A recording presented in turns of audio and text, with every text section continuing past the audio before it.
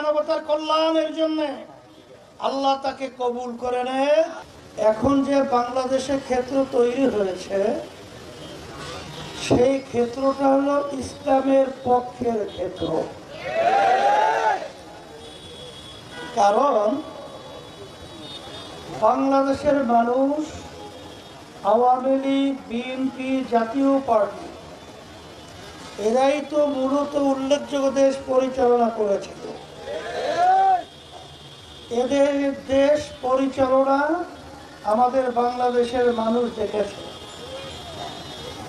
আল্লাহ রাব্বুল আলামিন বলেছেন, যে জাতি নিজের ভাগ্যের পরিবর্তন না করে ওই জাতির ভাগ্যের পরিবর্তন আমি ঘটাই না বা করি না।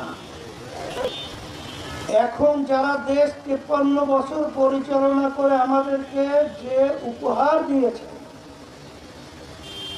নতুন ভাবে এরা আবার ক্ষমতায় আসলে আমাদেরকে নতুন আবার কি মধু খাওয়াবে, এটা কিন্তু এখন বাংলাদেশের মানুষ বুঝবে।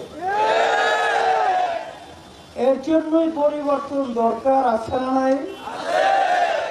এই পরিবর্তনের জন্যই ইসলামী আন্দোলন বাংলাদেশ এমন এক নীতি আদর্শ, যেই নীতি আদর্শ কালজয়ী। বিজাতি বলেন, অন্য ধর্মাবলম্বী বলেন, এক কথায় আমার সম্মানিত মা বোনদের কথাই বলেন, ব্যবসায়ী ভাইদের কথা বলেন, আমার শ্রমজীবী বাজানদের কথা বলেন, সর্বশ্রেণীর ব্যাপারে একমাত্র সাম্য, মানবিক মর্যাদা, ন্যায় বিচার প্রতিষ্ঠা, এই নীতি আদর্শ নিশ্চিত করেছে। তার নাম হলো ইসলাম। আমি অত ব্যাখ্যায় যাব না, তবে দুনিয়াতে শান্তি, আখিরাতে মুক্তির লক্ষ্যে আল্লাহ রাব্বুল আলামিন সৃষ্টিকর্তা যে নীতি আদর্শ আমাদের জন্য দিয়েছেন, এর বাহিরে যদি কেউ শান্তি তালাশ করে কোনোদিন পায় নাই, কোনোদিন পাবে না। সেই লক্ষ্যেই আপনাদের এই ঢাকা 11 আমাদের ইসলামী আন্দোলন বাংলাদেশের কেন্দ্রীয় যুগ্ম মহাসচিব হযরত মাওলানা মাসুদুর রহমান হযরত বাড়ি মাসউদ, সে আপনাদের সামনে একটু আগে আলোচনা রাখছিলেন।